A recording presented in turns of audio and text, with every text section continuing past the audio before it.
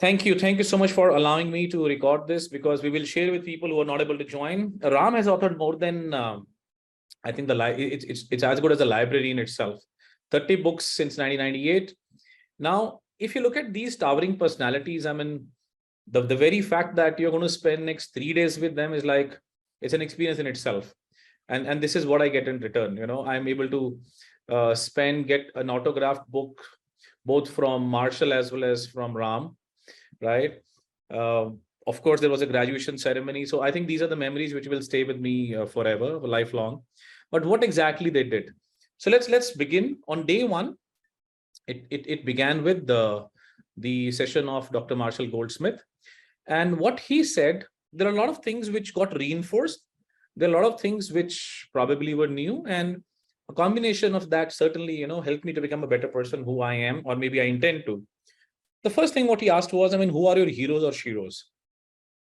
And are you someone's? And there were close to about 142 people, and they're only CXOs, right? And he said that if you think that you figure in somebody's list of hero or a shero, well, fantastic. How do you ensure that you remain there? And if you are not, what will you do to ensure that you come in that list? And, I learned a very simple exercise, and which I'm going to shamelessly copy, which I told him also in the session. He said, the moment you feel stuck somewhere, we all say, let go the past, just let go. He made all of us do this action, which I'm doing in front of you. He said, like this, as if let go. Are you able to see what I'm doing? So he made all of us do this. Yeah, just let go. Whatever the things are there, fine. You can't change your past. Yeah. But to make peace, just do, let go, let go, let go. Yes, just let go. And imagine all 142 of us, doing like this. It was a sight in itself. Yeah. And of course, this is something which I have been using, something which got reinforced.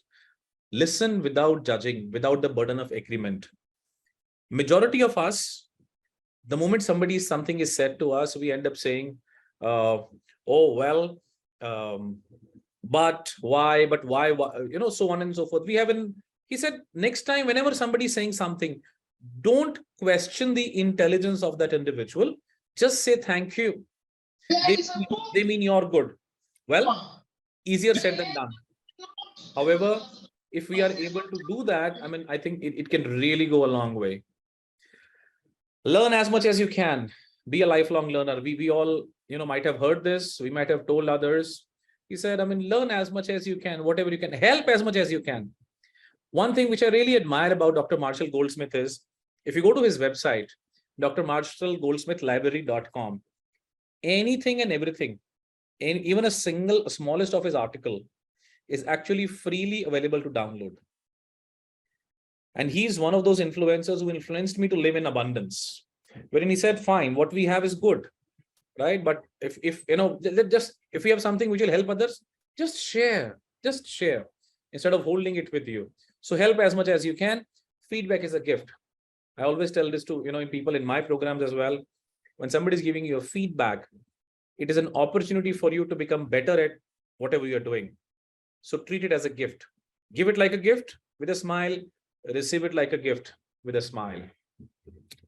And focus on improving every day. I think this was the point which Dr. Ram Charan also started with on day 2. What is that one thing which I'm improving at? And he gave a framework also, which I will share with you. Right. So I'm just quickly moving forward just to giving you a high level understanding. Right. Now, this is very interesting from the business standpoint. He said, if you really want to be a really successful coach or a consultant, what you need to do is select your customers. Right. And when he said select your customer, what he's saying that pick up those people who will actually make an improvement. And because when they will make an improvement, you will realize your business will actually go 10 times. And he was a coach to Alan Mulally, the ex-CEO of Ford Motor Company, for a very, very long time. Right. And he said, if people do not care, do not waste your time. And I again reflected on what I believe in. What I do is my dharma, my duty, my responsibility. And as a result of that, what others end up doing is their karma. So you do what you are supposed to do. Now, this is important, which, he said, okay, let's do an exercise. What is that one thing would you like to improve? And let's get into a small activity. Think of that item, reach out to as many people as you can in the room. And if you have watched any of his videos from the previous sessions as well, at different organizations, he does this almost every session, right? And I picked up the topic of improvement as execution, as discipline. I mean, let me confess that there are times when I pick up 10 things. However, I'm able to complete only 3 or 4. The others probably are hanging in the limbo there. So I picked that up, reached out to about 12 people. And the rule was very simple. All I have to do is just listen to what is being said without even questioning, tell me more, without even saying, what do you mean by this? Just listen. Now, I did not realize that after the session got over, we were asked that who has got the, anybody has got more than 10. So my hand was up. Anybody more than 11, my hand was up. Anybody 12 and above, only my hand was up. And as, as a result of that, I also won a book from him. In any case, I was carrying a book so that he can sign it for me. But he also ended up giving a book to me, right? As a result of this activity. So I made notes of those 12 points. And I realized that some of them I know, some of them were totally different. I mean, as simple as somebody said to me, then apply Six Sigma in your life. Oh, I was like, okay, yeah, okay, thank you. Because the rule was not to say anything, not to criticize an idea, right?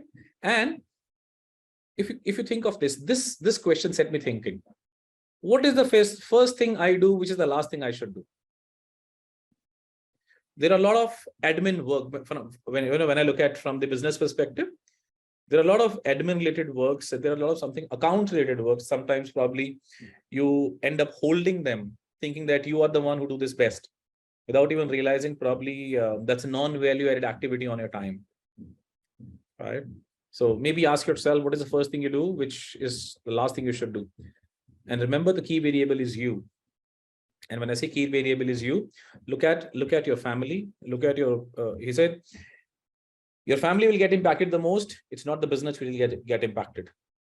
And he made us do a very simple exercise wherein he said that take out your mobile phones and send an email or a message on a WhatsApp to your spouse with a very simple question, which was that how can I be a better partner in this relationship? And we have some amazing responses. So it's with some people, all of us presume that maybe they'll say, oh, it's just afternoon, you already started drinking. Are you all right? Is that really you? So on and so forth. Yeah. But he said, all said and done, your family matters more than the business. Take care of the first part, which is your near and dear ones. Business will automatically be taken care of. This again reaffirmed my belief, because I share the similar line of thought. And life is now and here.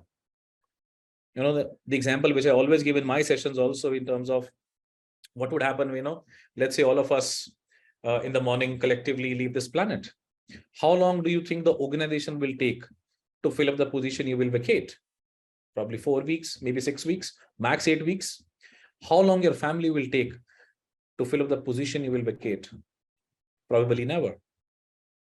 Yeah. So he said that fine, life is all about now and here. The moment, this is life. This moment is life, right? Now look at this statement, what he made. It is hard for winners not to win. And in the process, there may be a possibility that in our pursuit to win, we may become abrasive without even realizing. We may end up hurting people, which we not even realize. Right? So winning is important, but is winning every time important? Or what are the ways in which one can win? So that did set me thinking. And this is another interesting comment which he made was, when people talk about sharing, he said, it's important to share, but also remember that you should not get carried away with something called as total authenticity versus stupid disclosure. So you should be able to, create a clear-cut demarcation between the two, in terms of, are you being totally authentic, or you're just sharing something which probably you think you should not be sharing? Now, this is interesting, and this is probably to To each his own, I would say. Yeah. Yes. Another important thing, changing perception is difficult than changing behavior. I think most of us do know this. And he gave an example of how one of the top executives, once he was coaching, after 6 months again said something which others were waiting. And that's immediately they said, you know what, we knew it, this fellow will never change, in spite of whatever efforts this person might have made. And these are the 6 questions he said you should ask your team members or your stakeholders, and which are, where are we going? And he said, you'll be surprised to note the kind of responses your team members will give you. Where are we going? Where do you think we should be going? What is working well? And what are you proud of? Now, as an individual, maybe somebody, one of your team members, I mean, what he, she's, or she's doing well. What do you think they are proud of? What are their ideas for future? And if you are a coach to yourself, what would you tell yourself? And the last is, what can I do as a business leader to help you achieve your desired future state? He said, you need to ask these questions periodically. What is the periodicity or frequency? It's absolutely up to you. Now, this is one side of it. He also said, what are the questions you should ask yourself daily? Which are, and by the way, I'm going to share a soft copy of this in the group. So you can always keep this, handy. Did I do my best today? Did I set a clear goal? Did I make progress towards that defined goal which I've defined? Did I find meaning in what I did today? Could I build positive relationships today? Was I fully engaged? These are more of, self-awareness, self-reflective questions. Simple questions, but to me, pretty powerful questions. And then, last but not the least, am I the person I really want to be? Yeah. And what he continued with this and said, be aware of what matters and what doesn't. Sometimes we focus on what doesn't matter and we get defocused from what really matters. So we should be able to clear that fog. We should be able to clearly demarcate. Show up, whatever you may be feeling. Your job is to dress up and show up and be happy now. Most of us tend to postpone, our happiness. When I will have that, then probably I'll do this. When that will happen, this will certainly happen, so on and so forth. Right. This is something again which people who deal with me in the deal program also would appreciate. This is what I always keep on talking about. All of us are living somebody else's dream. So look at what you have. Count our blessings first before we start looking at what we don't have. And imagine when it is coming from Marshall's mouth again, it's reinforcing the way, yes, I'm in the right direction. Remember the people who love you, go for your dream, take risks. Now, this is, my addition in this last line is, I used to always focus on the satisfaction and the contribution bit. Some of you interacted in the past or have seen me, do leadership programs. I always talk about, including the strengths in Gallup, what I use, combination of role and soul, which is your satisfaction and contribution. But you also added, you need to marry the aspiration of the individual into that framework. And I think it made 110% sense to me. Because if the aspiration is not added, satisfaction and contribution probably will drive the person only to maybe a couple of stages, not completely there, right? And as leaders, most of us hesitate to solicit and seek help. He said, we are not superhumans. Ask for help, and it's absolutely okay. It's absolutely okay. We are not superhumans. We can always ask for help. So this is what Dr. Marshall Goldsmith had said. Maybe I'll take a pause here. I can see Parul is raising her hand. Parul, you want to say something? Jimmy, just adding to the second point, which says, be happy now. In addition, and stress later. When I say later, most of the times we stress about thinking the future repercussions of whatever it is. So it might happen, it might not happen. So stress later when it actually happens. Well, I would say why stress? Except the moment you accept, you look at possibilities. Yeah, lovely. So this is what the 3.5 hours interaction with Dr. Marshall Goldsmith gave me in terms of the insights. Day 2 and 3 was primarily business focused, and which was driven by Dr. Ram Charan. Now, when you look at, and he asked very simple questions, but considering the kind of audience we had people who are managing large organizations, we had people who are SMEs managing small organizations, and I think the most interesting part was me and my colleague. We are the only people who are from a service provider. So there are two ways to look at it. One is that, of course, there was no competition for us. Jokes apart, that was never the intent for us to go and network. Networking was always a byproduct, right? Now, what he did today, I mean, on the day to when he started was, did you read the newspaper today? And it did stump, I think, almost 60% to 70% of the crowd. May not be for any other reason, but yes, I remember the newspaper also got delivered in the nick of time when we were about to leave for the session. But that's not the point. The point is, what can you search every day which is new?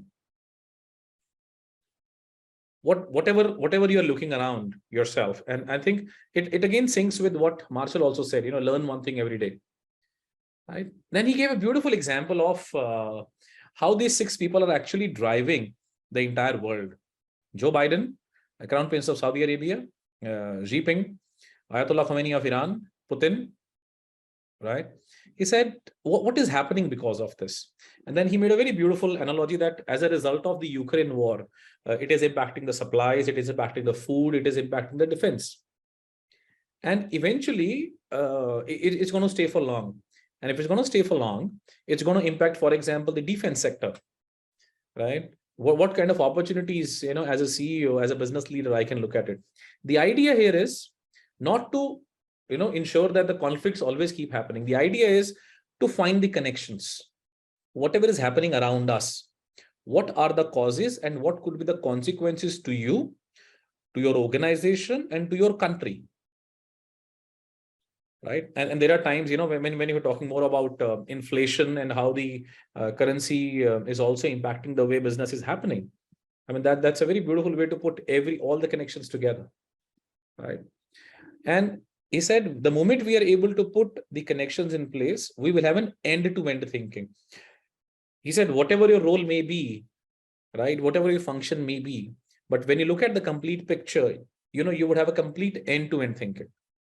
And that's what is required if you really want to transform yourself. Now, I'll confess something. This was my biggest learning in terms of the point number 6. I always wanted to understand what is ML, machine learning, AI, and digitization. And he beautifully said, as a CEO or as a business leader, you don't have to learn unless otherwise you want to code it yourself. And the example what he gave is such a beautiful example about electricity. Electricity is an engine, and so is digitization. Have clarity in terms of what are the things you would want to do. Then there are people who will create in the digital tools, right? And he said everything around you is man-made. Even economic tsunamis are also man-made. Because the moment you impact the geopolitical world, right, you also know how you're going to create what kind of a tsunami for people, right? And then this was something which really set me thinking, and I'm going to straight away implement it. How can you double your capacity every 3 years? Now, you could relate it in any way. It could be, let's say, for a small organization like us, how can we double our turnover in the next 3 years? Or I could also look at it from a perspective that how do I challenge my colleagues to say, how could your salary can become double in the next 3 years? Because the overall ecosystem has to grow at double the capacity. Then everybody will get benefited out of it. A large organization, it could be capacity in terms of how they're servicing the customers or how they are ensuring that their turnover, their operation abilities, everything. So this is something which is fantastic in terms of something which set me thinking, how can I double my capacity? Moving forward, we did an exercise here on how do you free up cash. And when you look at inflation, inflation is impacting. There's a perceived recession in the United States in a while. Whether it will happen or not, we don't know. But what can I do the moment I look at end-to-end thinking, the moment I look at making connections? Can I free up cash? Now, this could be in inventory. This could be in terms of the days your customers are taking to process the bills, your payments, or find avenues. And he gave an example of Larsen and Toubro, wherein in 10 months, using these principles, they were able to save close to about $500 million. Yeah, and that's huge. Only in purchase, right? And this point is so amazing. Clarity is 10,000 IQ points. He said, you need to be absolutely clear of what you expect from yourself and from the business and from people around you. So clarity is just 10,000 IQ points. Be clear, write it down. Now, he insisted on writing it down. And he did not use any of the PPTs, by the way. He carried, there was a paper marker, paper as in paper projector. So paper was there, whatever he was talking, he was creating the models on the paper. And that was so amazing, right? He said, write it down and don't make the others guess. And people who are master trainers, I can see some of them on communication per se here. That's what we have been always telling people. Yeah, but when it comes from the house's mouth, it carries different weightage altogether, right? What's your value proposition? So one of the ways in which he said you can free up cash is, how do you pick up and how do you show the value proposition? Perceived value you're adding. And remember, what's your value chain? Because every business is a part of some or the other value chain. What value chain you are a part of? Why would people come to you? Why would people come to you? Why would the customers keep on coming back to you? Right? And this is something which again reaffirms my thinking as a design thinking practitioner as well. No matter who you are in the organization, work backwards from the customers, even though you don't sell them directly. Right? Pretty simple, very well known fact, but very difficult to follow if I may put it across that way. Right? Be aware of how your customer habits are changing. And he gave the example of Amazon here, how Amazon is using the analytics and how they started using analytics so long ago to ensure that they are able to really understand and appreciate how the customer habits are changing, do the customer backward integration, generate repeat sales. So one of the key parameters he mentioned about the success of a business is, are your customers coming back to you? So and what efforts you could guide to ensure that people are coming back to you. Do cross-sell and upsell, figure out the cross-sector demand. And all this is possible because the foundation, what we have laid down is the connections. We are able to have a complete global thinking, end-to-end thinking. How can I increase the share of my business in my customer's wallet? I'm sure some of you might have done these projects in the past. I have done it in the past, but yes, again, it reaffirms the faith and the belief. Now, from a business perspective, earning is an estimate, cash is real. Yeah, which means have the realization in terms of your receivables as let the receivables be paid, maybe if not on time, at least before time, right? And if you don't understand it, how do you think others will understand? So for me, then he gave an exercise in the end, and this is probably my last slide. Pick up the 5 important projects that you should digitize and in what sequence.